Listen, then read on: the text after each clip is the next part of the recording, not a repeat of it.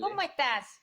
Bien, Bueno, he bien, llegado suerte. a las 7:01, ahí estamos empezando. Qué bueno. Súper Bueno, puntual. ¿cómo estás?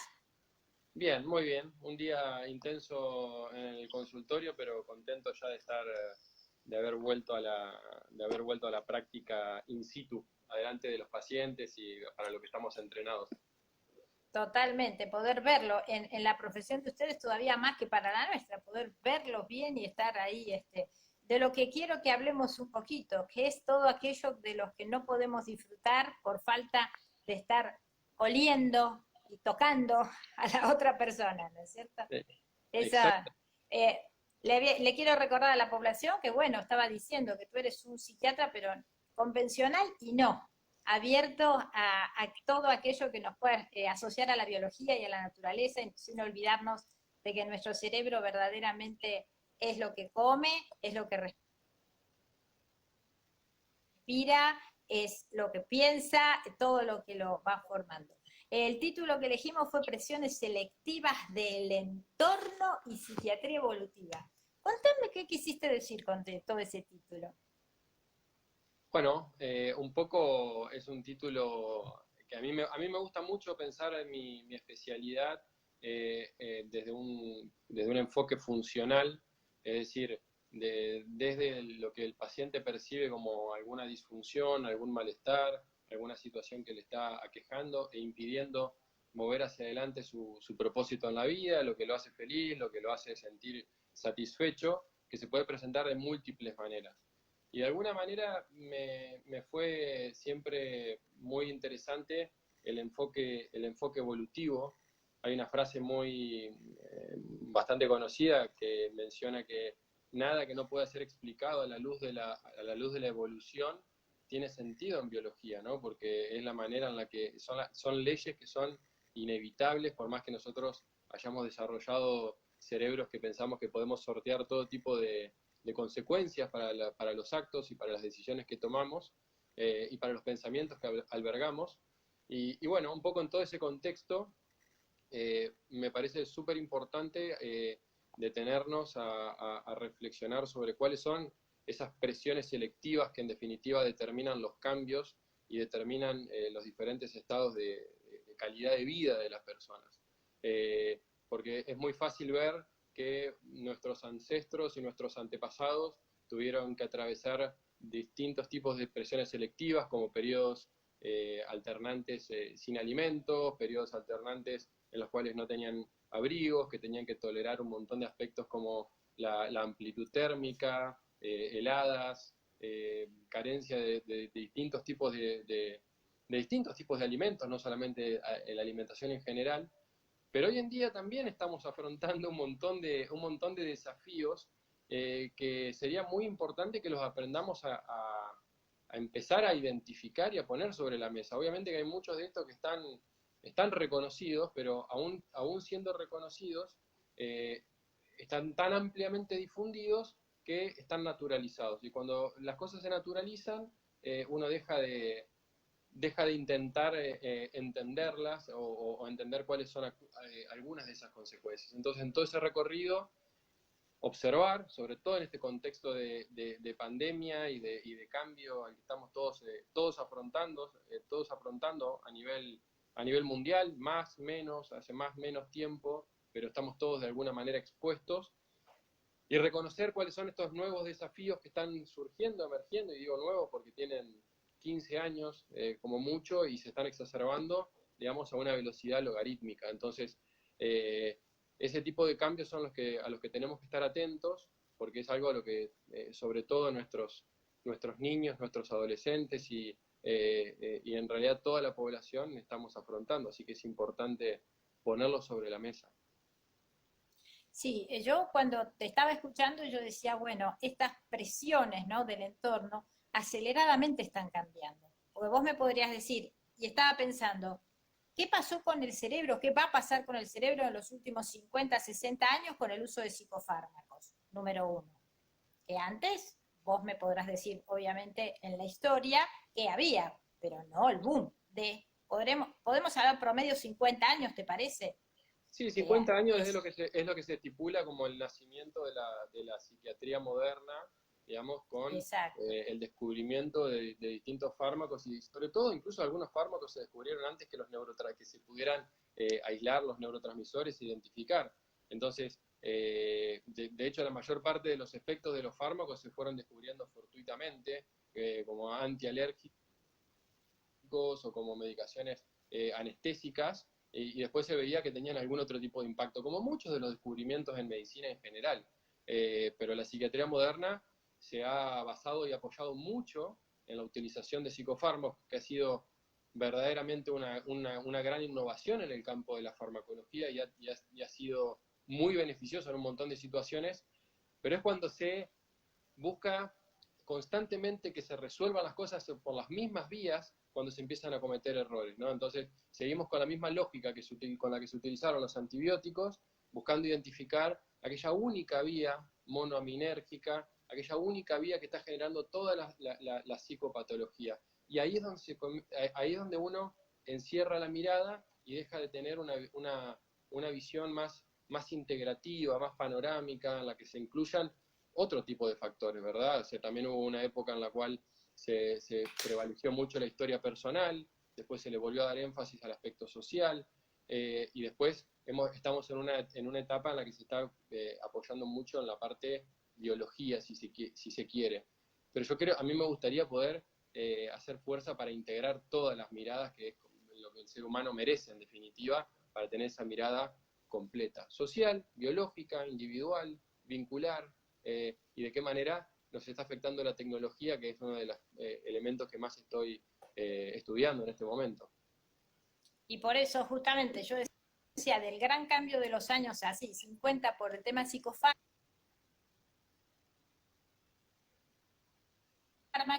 y luego ahora cómo evolutivamente nuestro cerebro se tiene que empezar a adaptar y rápidamente a esta nueva forma, porque de lo poco que yo sé, porque este no es mi área, pero es como que la comunicación en todos sus órdenes también genera circuitos neuronales, ¿verdad?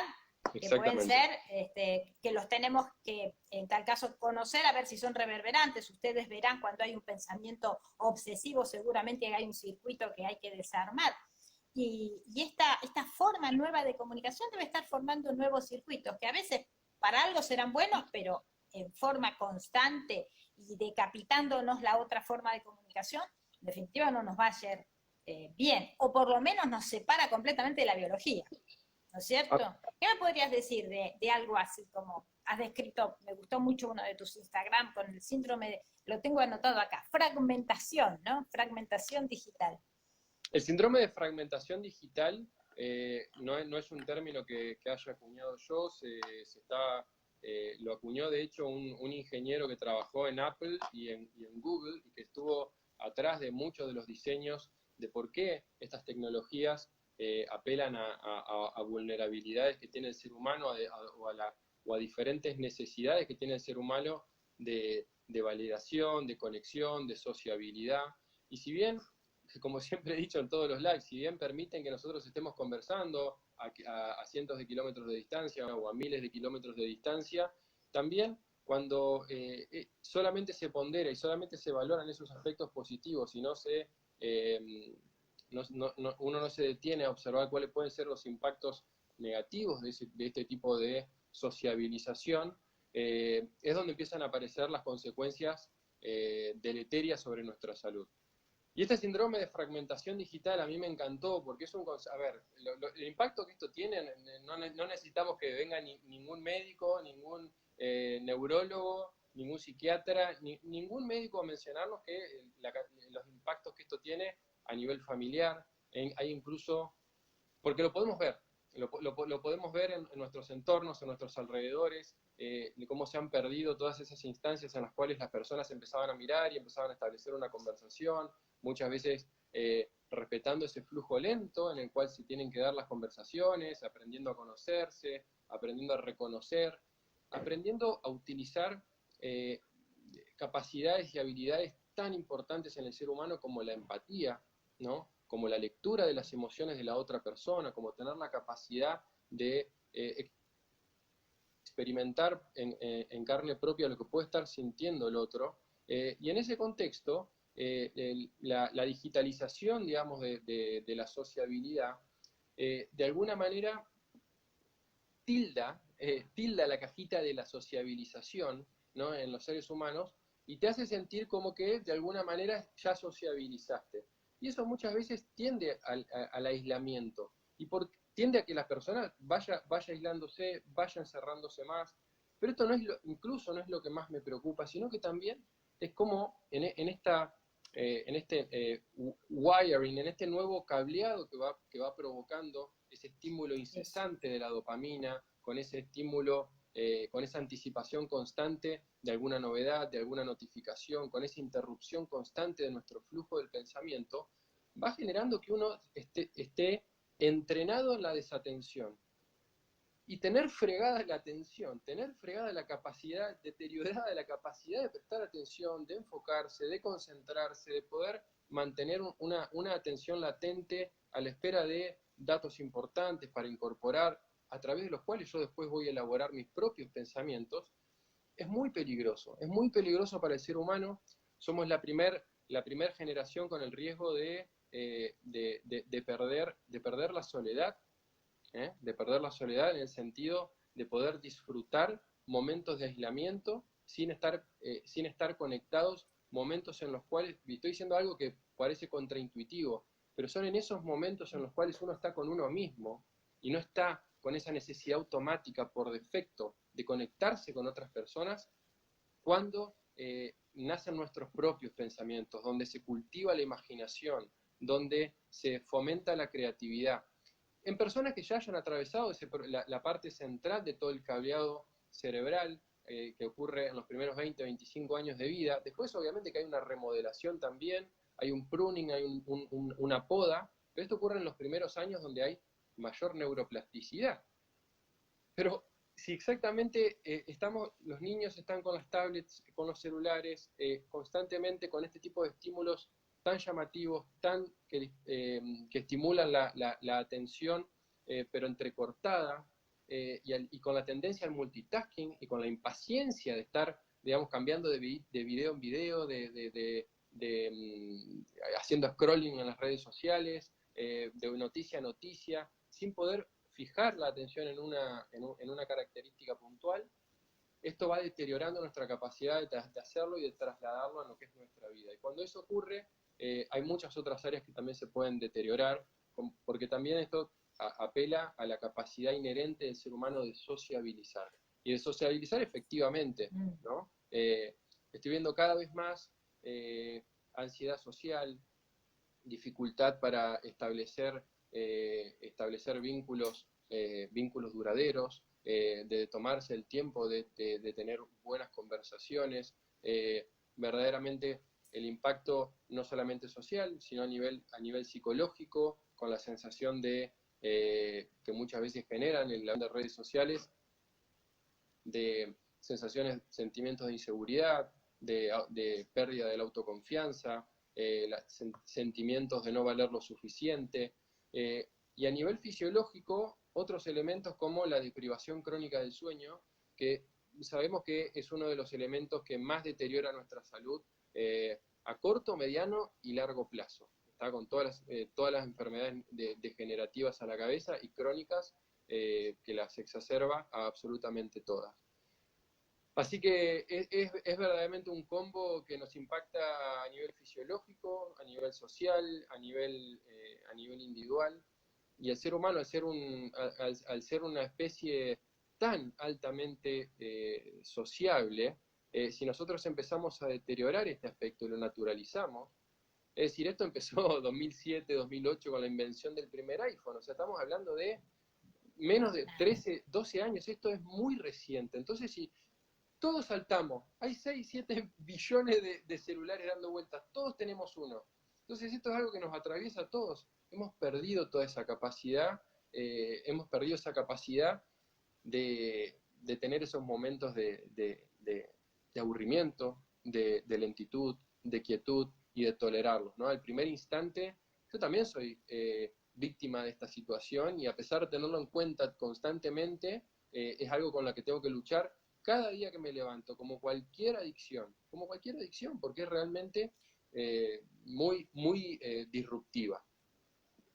Justamente cuando dijiste adicción, yo lo he comprobado también en mí y en mis hijas, un poquito antes, ahora ya son de 26, pero cuando eran adolescentes, si no tenían su BlackBerry o no tenían su celular, drama total, es verdaderamente un síndrome de abstinencia, ¿no es cierto?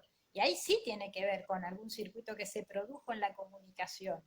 Y como vos decís, hay una frase que dijeron que reina la impermanencia, ¿no? Uno de los oyentes. Realmente, si bien lo que siempre hablamos nosotros de los celulares y lo que se está estudiando es si se relaciona el atravesamiento de las ondas con la transformación del ADN y el cáncer y todo esto, que está documentado también, ¿no? Glioblastoma, por ejemplo, pero está esta otra cosa, que es qué pasa con nuestros neurotransmisores y qué pasa con la neuroplasticidad y sobre todo niñitos, adolescentes hasta los 30 años, con esto de que no tenés celular y qué te pasa, como no tenés alcohol y qué te pasa, que no tenés cocaína y qué te pasa. Así que, lo que me gustaría de todo esto, y que no me olvide yo, por eso me lo anoto, es que demos alguna forma de lucha, como dijiste vos recién, que tenés que vos mismo combatir a ver si podemos zafar de esta adicción, entre otras. Y con la buena alimentación que nosotros siempre hablamos, y el cerebro en eso es absolutamente sutil, también colaborar para que tome buenas decisiones. Pero esto es una adicción que no somos conscientes, verdaderamente no somos conscientes. Exactamente. ¿Y qué pasa? ¿Qué pasa? Porque me gustó mucho también esto de nos quedamos sin el tacto, nos quedamos sin el olor. Y estamos todo el tiempo a través de la parte visual y auditiva, ¿no es cierto? ¿Qué nos puede pasar con eso? A Que nos distancia. falta exacto.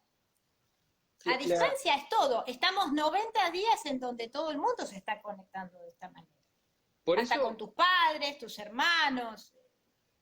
Es exacto, así. bueno, vos podés estar con tu... Yo particularmente el grueso de la cuarentena lo pasé solo, hasta que la fui a buscar a mi hija y estuve 15 días con ella, pero Uh-huh. el resto de la cuarentena la he pasado solo, pero entiendo, a ver, esto de alguna manera, este cambio que ha habido, porque esto también, obviamente que nos invita si no reflexionamos durante una cuarentena en este contexto, posiblemente nunca lo hagamos, porque me parece que es un momento en el que de alguna forma algunos procesos se han enlentecido, algunos procesos, hay mucha gente que se ha aburrido, ha tenido todo el tiempo, si ha querido estar en su casa conectado a las redes sociales o quedarse en Netflix hasta las 4 o 5 de la mañana.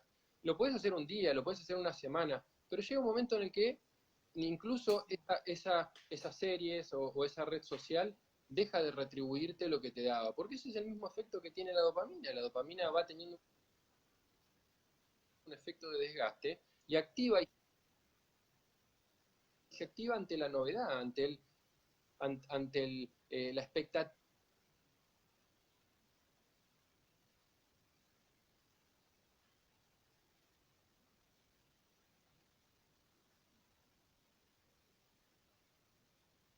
de novedad, ante la anticipación. Mucho tiempo fue asociada directamente al placer, pero en definitiva es un neurotransmisor que está directamente predecir una tan y es tan importante que se maneje, que tenga indemnidad en todo el circuito dopaminérgico, porque tiene que ver intrínsecamente con la motivación, con lo que nos conduce a levantarnos de la silla y buscar agua en la cocina, que nos invita a estudiar, a planificar hacia adelante, a buscar una pareja para reproducirnos o para proveernos de nuestros alimentos. En definitiva, el rol principal es la de optimizar y maximizar recursos. Entonces, tiene que ver con la imaginación, tiene que ver con la creatividad y con el forward thinking, con pensar hacia adelante, ¿está? Pero a expensas de eso, no pueden funcionar a la vez, o sea, obviamente que todo está funcionando a la vez en nuestro cerebro, pero la prevalencia de un neurotransmisor sobre los otros es lo que genera las conductas, es lo que produce en algún punto las conductas. Entonces, si nosotros no hacemos prevalecer, si todas las actividades que nosotros hacemos tienen que ver con estímulos externos, si tienen que ver con alguna conducta que puede transformarse en adictiva, si tiene que ver con todos estos hits de dopamina que cada vez van requiriendo ser más llamativos, más fuertes. Ahora lo que está de moda es el TikTok, que son videos máximo de 1 minuto, muy llamativos, que los podés editar como un profesional y que son absolutamente divertidos, entretenidos y pa, pa, pa, pa, pa. El tema es que cada vez el span atencional, viste que cuando nosotros estudiamos nos decían, bueno, son 45 minutos, 1 hora, y después tenés que hacer 5 o 10 minutos. Eso cada vez se va reduciendo más, porque pasan 15, 20 minutos y te empieza a picar la mano de que con suerte, 15, 20 minutos te empieza a picar la mano de que querés agarrar el celular. Entonces resistir esos urge, esos antojos, esa emergencia del impulso y poder explorarse, ¿no? Y ahí el concepto, cuando vos quieras lo hablamos, de que tiene ese nombre marketinero, pero es el del dopamine fasting, es el del ayuno de dopamina, que Sí, claro. uno no está ayunando de dopamina, es imposible ayunar de un neurotransmisor propio del cerebro y propio de nuestro organismo. Pero lo que sí uno está ayunando es de esas conductas que se han rigidizado, de las que hemos perdido un registro, y uno toma una distancia, que es uno de los efectos que tiene el ayuno intermitente, por supuesto, toma una distancia de la sustancia que puede, de la sustancia o de la conducta que puede ser problemática, en este caso es una conducta, no se cree que puede haber una adicción, es una conducta, para empezar a recobrar lentamente una flexibilidad cognitiva y un registro de lo que estaba haciendo. Entonces, si de repente yo me levanto y digo, bueno, esto es lo que yo estoy haciendo actualmente, hasta el mediodía trato de no tocar el teléfono, excepto que tenga alguna situación urgente, hacia el mediodía. Entonces es el momento en el cual yo leo, puedo respetar mis tiempos biológicos de leer, de releer, de escuchar una música, de sacar a pasear a mis perros, de regar mis plantas, de tener una rutina matutina que me permita no entrar en ese modo reactivo automático. Una vez que entras en ese modo reactivo, ya entras en la vorágine, entras a atajar penales, entras a responder, entras a escribir y te metiste en un montón de acciones que no tenías planificadas. Entonces, ¿dónde queda lo que uno planifica? ¿Dónde queda lo que uno quiere hacer en el día? Uno se levanta y ya empieza a reaccionar.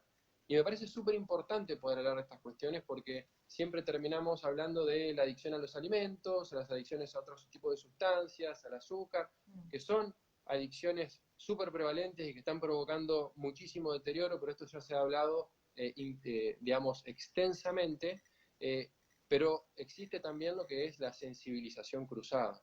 Entonces, cuando uno, dopaminérgicos, en los cuales uno está constantemente, que Netflix, que redes sociales, que café, que tabaco, y empezamos a ver estas personalidades dopaminérgicas en las cuales tienen esta tendencia a la compulsividad en cualquier tipo de hábito que tenga la capacidad de inducir tolerancia.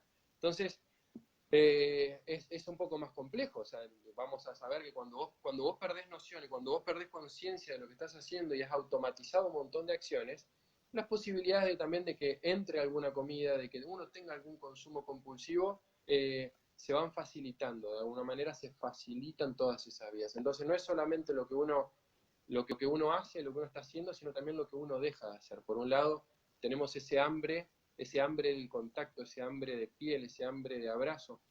Naturalmente, cuando uno abraza a alguien, esa liberación de oxitocina, cuando uno está con alguien que quiere, uno se puede conectar, y es una sensación de bienestar, es una sensación favorable. La dopamina se activa cuando hay algo que nos interesa, algo que Alerta, es alerta. es alerta, Vigil. acá estoy, mírame, Sí. está, y me lleva la atención.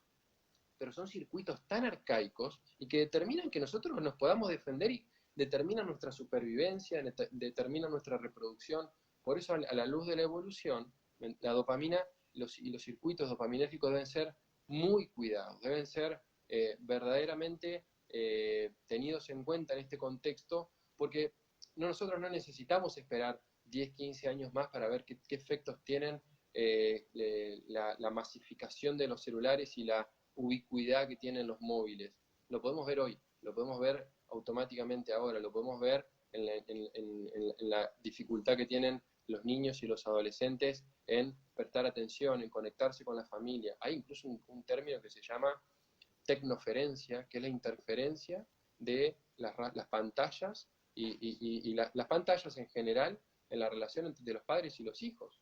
Vas a cualquier playground, a cualquier parquecito, y la mayor parte de los padres están con el cuello quebrado mirando la pantalla, y los chicos están, mirame, papá, mamá, papá, mamá.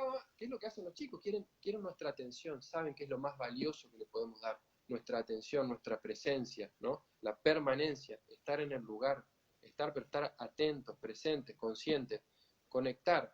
Es todo lo que digamos, es lo que más necesitan los chicos. Entonces, cuando eso no se da, dicen, bueno, hay algo que está en la pantalla que es mucho más importante que yo, y aprenden a sociabilizar de una manera similar. Después nos enojamos cuando los chicos quieren la tablet, quieren esto, pero lo que quieren en realidad es nuestra atención.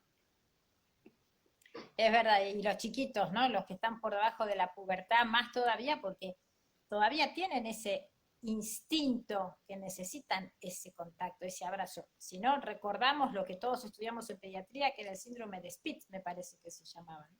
El niño se deja morir aunque le den de comer, porque no lo están dando ese alimento, que era el alimento del abrazo, el contacto físico, de olor, me imagino yo, y de tacto, que es lo que le estaría faltando al bebé abandonado, ¿no es cierto? Eso es lo que todos estudiamos. Yo no soy pediatra, pero eso está hace mucho descrito. Creo que debe tener que ver con falta de estos neurotransmisores, por ejemplo, entre otras cosas, la oxitocina. Sabemos muy poco de este tema. La oxitocina desde los bonobos está siendo conocida en los últimos 15 años, no más, ¿no? Antes era solo la hormona del parto.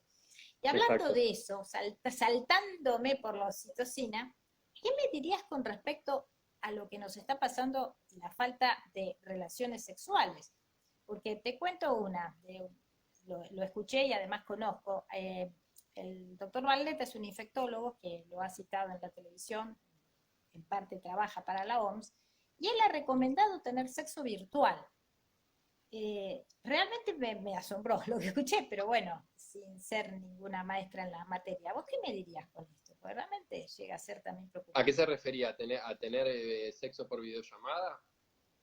Exactamente, lo dijo en televisión abierta. Sí, sí, Es, es una eso. pregunta, o es un tema, prefiero presencial.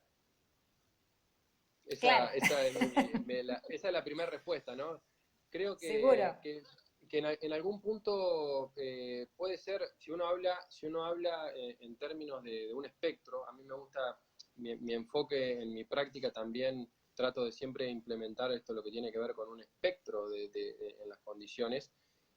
Eh, y creo que, bueno, si partimos de la base de una relación sexual satisfactoria, amorosa, con buena conexión, con presencia de ambas personas, con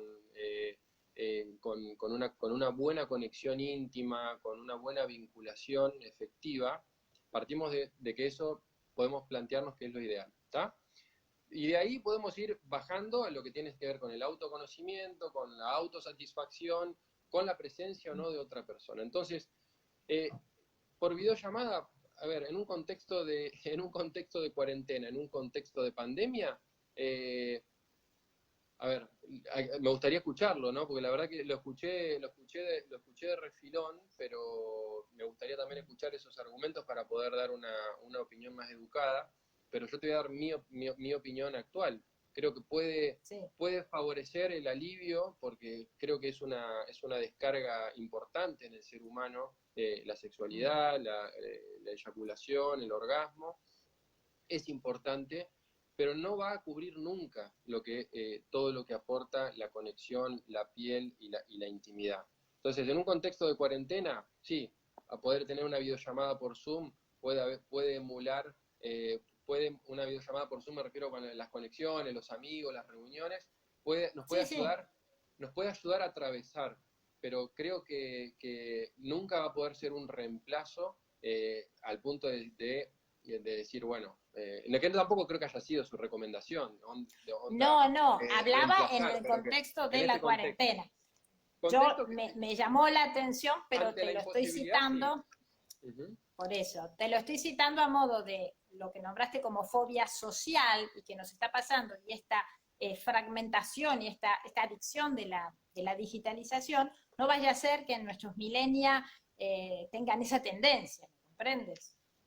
Bueno, hay una No sé. tendencia, hay una tendencia general a la digitalización de todos los aspectos de la vida, ¿está? Las compras, la sociabilización, el coqueteo con las aplicaciones, las redes sociales, todo lo que era en otras épocas, que era todo mano a mano, cara a cara, está habiendo una tendencia, y la sexualidad no es una excepción, es otra característica. Entonces, lo veo en el espectro también de otra de las formas de sociabilización importantes que tiene que ver con la sexualidad y que, como decía, no alcancé a ver quién era que escribía, que supone que es en el contexto del aislamiento social. Sí, yo creo que puede ser,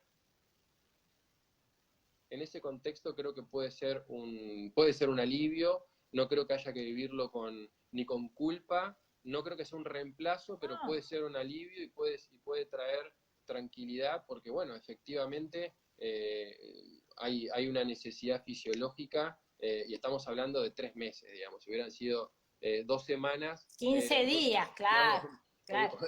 ahí podríamos conversarlo.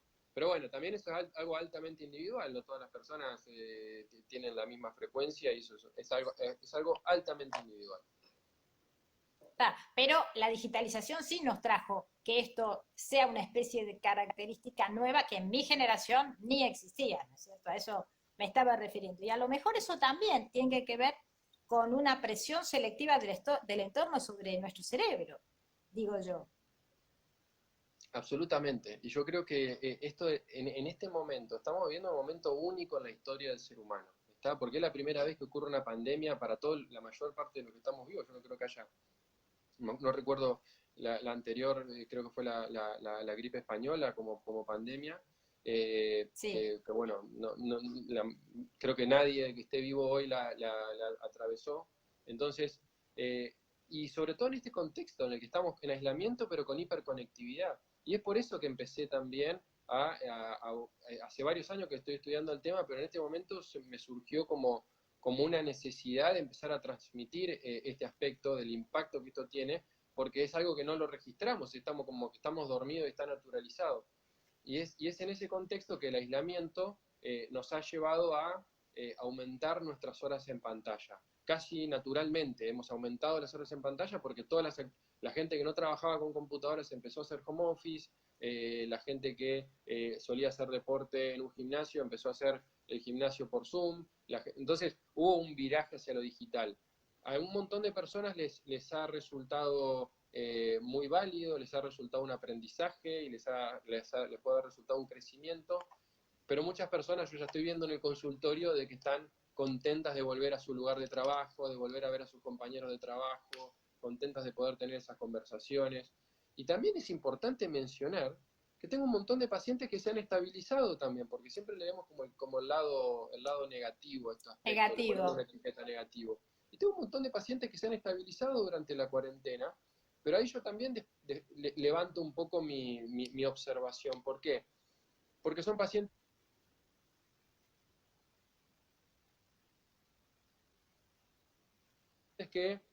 o personas que ya no tienen la obligación de salir y ver a alguien que no tenían ganas de visitar, y son en general personas que tienen dificultades para establecer límites y decir que no.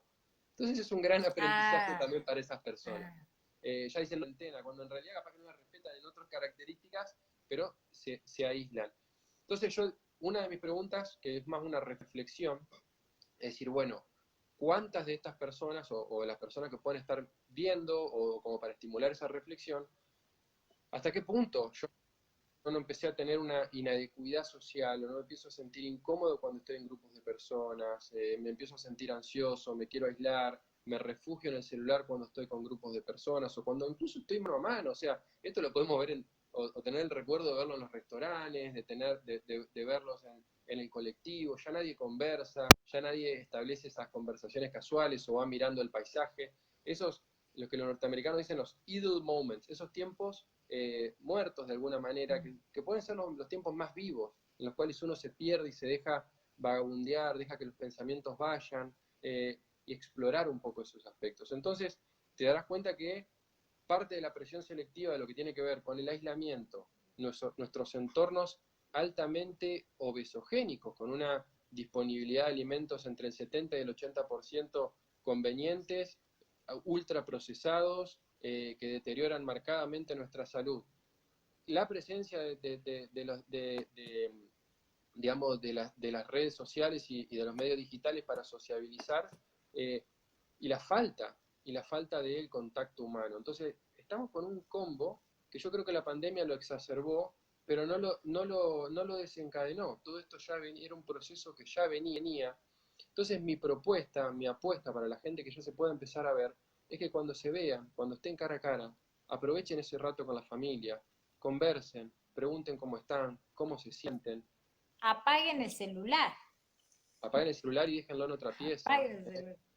Dejarlo a mano es como una persona que está buscando dejar el alcohol, estar buscando dejar el alcohol con una copita de vino servida, ¿me entendés? Es como, es tan automático que hasta uno no se da cuenta, y ya se empiezan a describir un montón de síndromes y de síntomas nuevos, como por ejemplo la vibración fantasma, que a mí me pareció fantástica.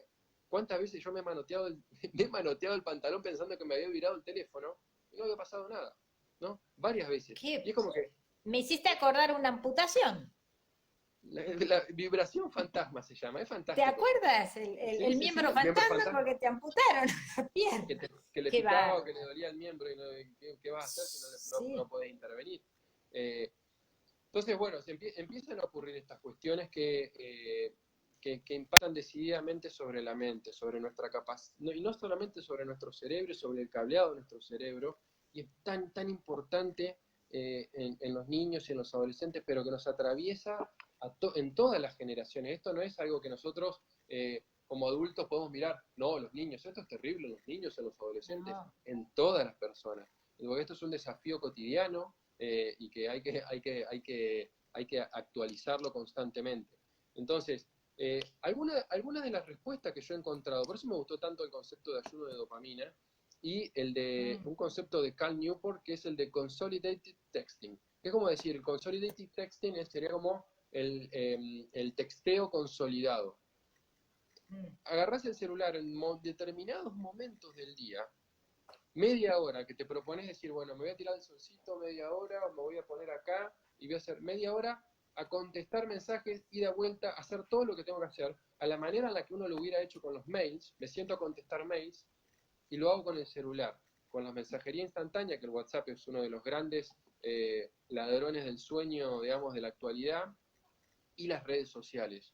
Y establecer tiempos, bloques de tiempos en los cuales uno lo agarra, contesta, hace todo lo que tiene que hacer y lo vuelve a dejar y se enfoca en las actividades de la cotidianidad, sin estar con esa interrupción constante o esperando ese mensaje, que me contesten ese mensajito o con esas conversaciones cronificadas. Arranco una conversación a las 8 de la mañana y la termino a las 24 horas. Y la arranco de vuelta al otro día a las 8 de la mañana y todo el tiempo hablando. ¿Y qué estás haciendo? Y ese chateo constante que nos impide conectarnos en nuestro entorno. Impide, porque en definitiva, cuando un estímulo es mucho más llamativo y tiene esa preponderancia y esa saliencia, absorbe todo y deja atrás comiendo polvo las Deja de interacciones lado, deja de que lado requieren muchas cosas, esfuerzo, eso que es requieren verdad, esfuerzo. es verdad. Todas las cosas que requieren Eh, eh, esfuerzo. en definitiva, como para que todo el mundo te siga, el principio del tratamiento del ayuno de dopamina sería, o sea, ¿cómo puedo yo ayunar de dopamina? ¿Cómo podríamos describirlo?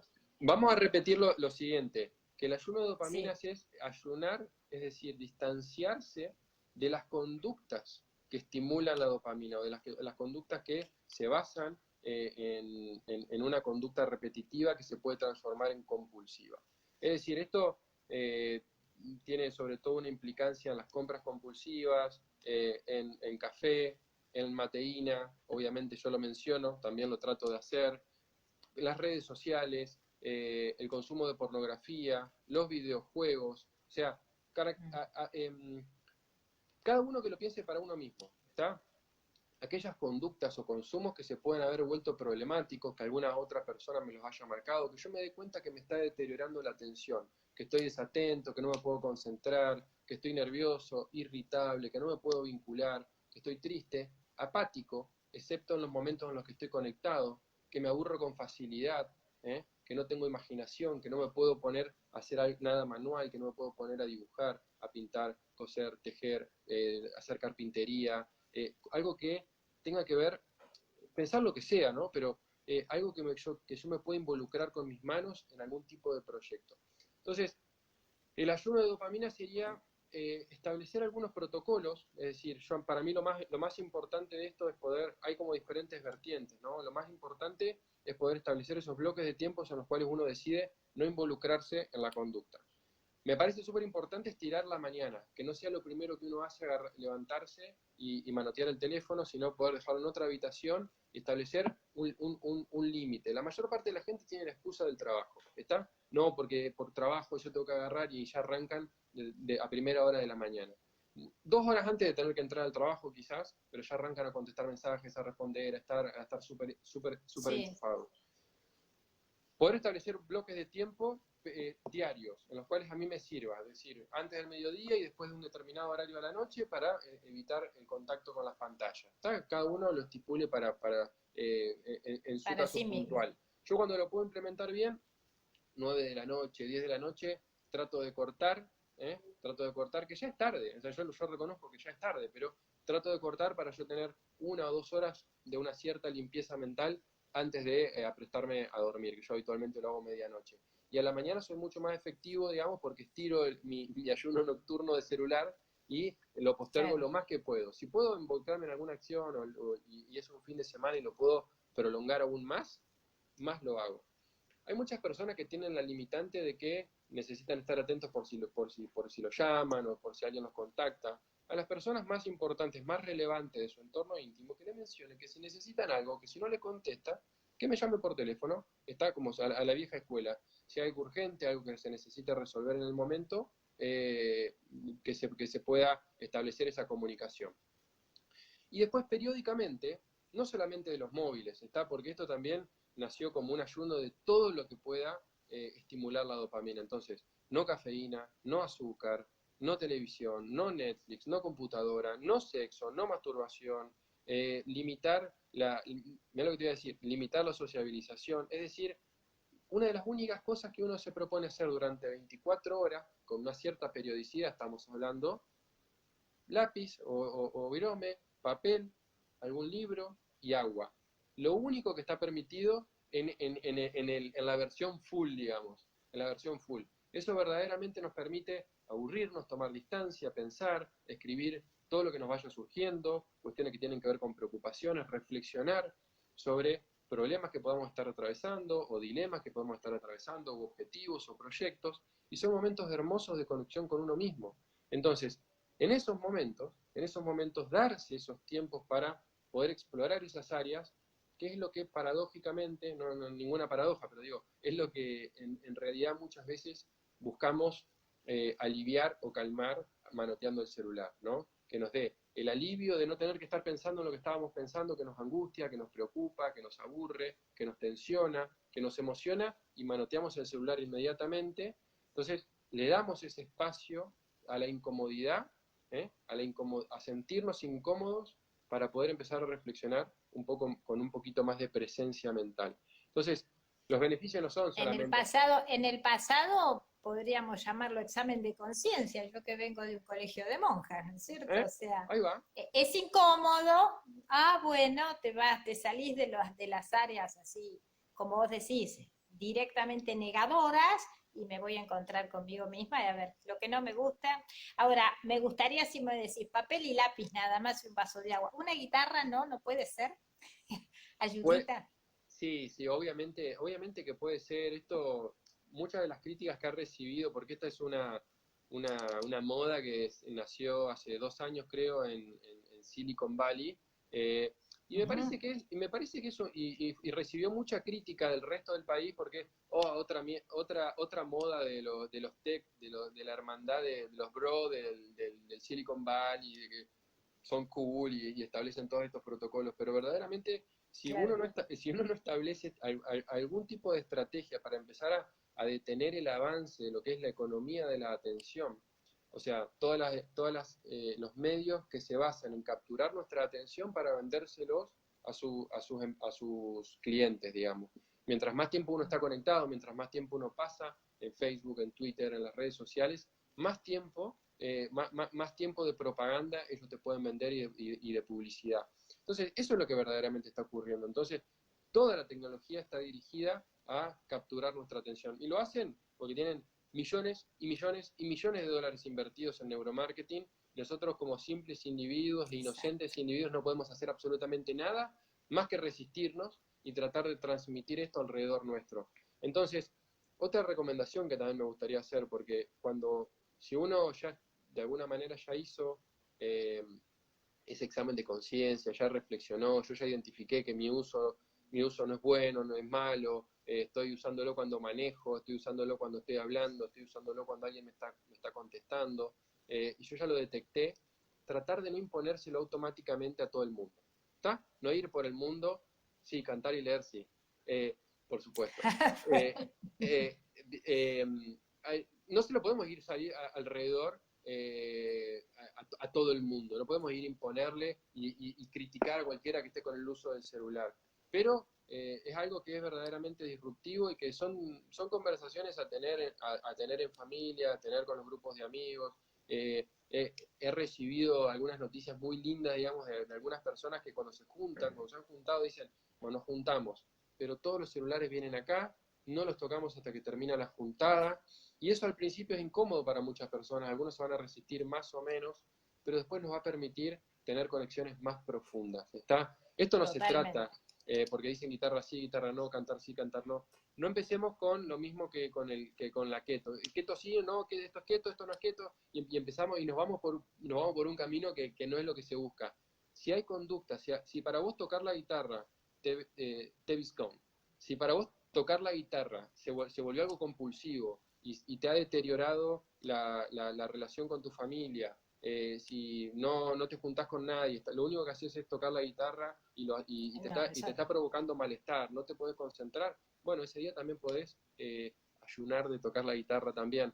Pero no creo que ese tipo de actividades sean a las que están apuntadas porque no tienden a generar una adicción compulsiva, ¿va? A una adicción compulsiva, no, una conducta compulsiva que vos no la podés detener, por más que te guste mucho, es una experiencia distinta e idealmente vos vas a estar creando con la guitarra. Esas son cosas que se pueden empezar a empezar a incentivar este tipo de actividades que también se pueden compartir con otras personas y que tienen mucho más que ver con lo serotoninérgico, con el compartir, con el estar conectados. Exacto, por eso decía yo, la música que se relaciona con que, la música no estridente, ¿no? Sino la que uno hace como una creación y que de ahí viene la musicoterapia, que en realidad te empieza a ordenar los patitos, vamos a hablar así en criollo. Te ordena los patitos, seguramente te va a bajar el cortisol, te va a bajar la dopamina y de alguna manera también te va a conservar el buen dormir. Por lo menos es mi experiencia personal, la guitarra siempre me bajó los niveles, ¿no? Es una ayuda.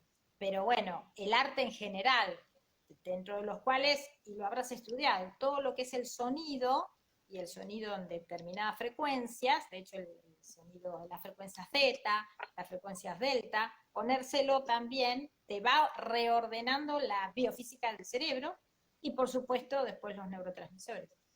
Muchas veces trabajando los neurotransmisores, tú sabes que eso nos dedicamos nosotros bastante con lo ortomolecular, tratar de dar los nutrientes que me generen aumento de GABA, de serotonina, por la estridencia del tema de la dopamina, entonces ayudar también con estas técnicas. ¿Qué me dirías de la meditación? Es una práctica que a mí me parece súper importante como un concepto que justamente de alguna manera trae en relevancia o le vuelve a poner relevancia un concepto que en Occidente es como bastante novedoso, pero en realidad es un concepto milenario. Hay ciertas dificultades en nuestro pensamiento occidental, sería como un poco en el espectro de estar manija con las redes sociales a la meditación, sería como en la otra punta del espectro, ¿no? Lo que yo trato de cultivar con mis pacientes, si no pueden establecer una práctica o tienen dificultades, es poder empezar a través de hacerse conscientes de su propia respiración, porque en definitiva ya sea lo que, digamos, la práctica de meditación que uno haga, o algún tipo de yoga o de retiros o lo que tiene que ver con ejercicios de respiración, un poco la base tiene que ver con poder equilibrar el sistema nervioso autónomo, poder uno recuperar esa tranquilidad, poder contemplar los pensamientos desde una cierta distancia, de alguna forma cultivar esos momentos de quietud, como yo, digamos, de alguna manera me gusta decirle, tener prácticas sumamente válidas de la mano del mindfulness digamos, en nuestras culturas, y creo que son súper importantes porque incluso es una de las maneras de incentivar la producción de serotonina que trae mucha calma al cerebro. En definitiva, la serotonina, así como la dopamina se le ponía el título de ser el neurotransmisor del placer, y en realidad tiene más que ver con la anticipación de una recompensa, la serotonina no es el neurotransmisor de la felicidad porque están los antidepresivos. Son todos pilares, digamos, que yo constantemente abordo en mi práctica, y creo que como profesionales de la salud y específicamente yo como profesional de la salud mental, lo hablo prácticamente como uno entrenaría cualquier parte, cualquier músculo que se entrena. Es algo Totalmente. que no vas a estar media hora meditando y casi al punto de levitar la segunda, tercera vez que lo haces. De 5 minutos nada más, ya yo sé que te baja. Y si estás en un momento malo, ya sea de ira o de angustia o de miedo, realmente es algo bastante efectivo. Y por ahí sí hay que usar el celular para poner ese mantra y no para otra cosa. Bueno, ese es un dilema que tengo todas las noches porque tengo un par de aplicaciones de meditación y yo sobre todo lo quiero usar a la noche, y que después yo no me estoy llevando el celular a la cama, entonces me veo ahí tironeado por esa situación. Pero bueno, pero sí, se puede usar y es uno de los usos, vamos a decir, válidos. Válidos, tal cual. Digamos que sos una excepción dentro de los psiquiatras, los que se fijan en qué come el paciente, en cuánto azúcar impacta en su cerebro, y ahora también con todas estas aferencias que nos pueden llegar a hacer mal al cerebro. ¿Qué mensaje final podríamos dar de todo esto que a mí me impactó tanto ese título, ¿no? Presiones selectivas del entorno, que son todas.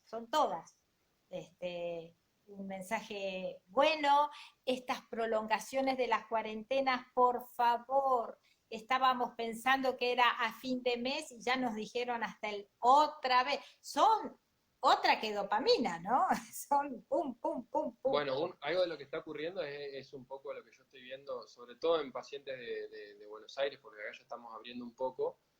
Claro. Es esta fase de desmoralización, ¿no? Es como la gente muy desmoralizada, y por eso también estoy bastante intenso con el tema de lo digital, porque si nosotros usamos esta oportunidad para reconectarnos entre nosotros, aunque sea esas poquitas oportunidades para conectar, pero creo que es grave lo que está ocurriendo, es grave la falta de contacto humano, la falta de contacto físico, sobre todo en los niños. Los hemos expuesto a los niños, que son los que más lo han cumplido, lamentablemente, porque se veía un niño en la calle, y si ¿qué hace ese niño en la calle? Si no está yendo al médico, tiene que estar guardado, porque no trabaja, porque no hace nada, y son los que más necesidad tienen, los que más necesidad tienen. Entonces, si vamos a estar adentro, mucho contacto humano, que el niño esté contento porque sus padres están en la casa, porque sus familiares están en la casa, y poder de alguna manera fomentar eso.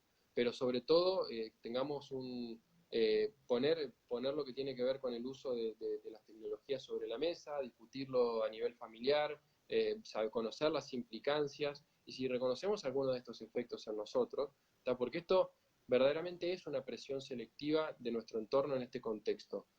Los alimentos más frecuentes, si recordás la charla en Boca Ratón que yo hablé de los estilos de vida que se producen en condiciones de vida específicas. Entonces, todo lo que nos rodea en este momento son nuestras condiciones de vida. El encierro, el aislamiento, el delivery, el contexto, las preocupaciones con nuestro trabajo, lo sanitario, la economía, bla, bla, bla. Pero en ese contexto cada uno de nosotros tiene que ir eligiendo dentro de sus posibilidades el mejor estilo de vida que a mí me favorezca una adaptación a este entorno. ¿Está? Entonces, en este contexto yo creo que poder evitar estos consumos compulsivos de alimentos que deterioran nuestra salud, de lo que hemos hablado bastante, no hoy, pero cada uno de nosotros en nuestros canales hemos hablado muchísimo y con nuestros pacientes, Sí. pero también entender de que una de las máximas, yo creo que la máxima presión selectiva que está afrontando el hombre en este momento es el de la presión digital. ¿Está? Entonces, en ese contexto, tomar una distancia, créanme que no es una exacerbación, hay que tomarlo con mucha seriedad y empezar a recuperar la independencia, empezar a recuperar la soberanía sobre nuestras mentes, empezar a estar un poco más en sintonía con lo que sentimos, no buscar calmarnos automáticamente cuando estamos sintiendo alguna emoción o tenemos algún pensamiento que nos perturba, porque lo primero que uno atina a hacer es a agarrar el celular o a conectarse, porque somos seres sociales y por nuestra red por defecto busca sociabilizar. Por defecto buscamos sociabilizar, pero para tener esa sociabilización efectiva también tenemos que cultivar nuestra soledad de manera efectiva. Entonces es un poco de ambas, ¿está? Y bueno, y cultivarse, crecer, porque son en esos momentos en los cuales uno está permitiendo la imaginación y la creatividad emerger, cuando nosotros empezamos a diseñar proyectos y los estimulamos y nos motivamos. Entonces, todo esto tiene un correlato neurobiológico, pero creo que como lo hemos conversado hoy, se entiende, está bajado a tierra y creo que es muy importante que le prestemos atención. Buenísimo. O sea que una de las frases que yo a veces les repito a los pacientes es más meditación, menos medicación, ¿no es cierto? Como para ir después de a poco adquiriendo esos hábitos y sabiendo que no es la pastillita la salvadora y tampoco hoy por hoy la pastillita del celular tampoco va a ser el Exacto. salvador, es la Más, droga, es más, otra droga más. más Platón y menos Prozac, decía un Lou Es, Marinov. ¿Lo ubicás? me ¿Al parece que libro sí. este? Sí, sí, sí, sí, sí, claro que sí. Uy, ¿sabes cuándo me presentaron la fluoxetina? En el 90 y... Espérate, no, 88. Me la Es una gran presentaron como... medicación, es una gran Sí, sí, medicación. El tema es el contexto en el que se usa y cuando es la única herramienta que uno tiene, porque si es la única herramienta que uno tiene, si todo lo que uno tiene, esto no es una frase mía, claramente, todos la saben, pero digo, si la única herramienta que tenemos es un martillo, vamos a tender a ver todos los problemas como clavos. Entonces la importancia de generar herramientas distintas para abordar problemas nuevos, que hay que empezar a describirlos. ¿Mm? ok. Y bueno, ya te digo, más meditación que te aleje, te acerque a vos, como decía Carl Jung. ¿Te acuerdas de la frase? Cuando miro hacia afuera duermo y cuando miro hacia adentro despierto.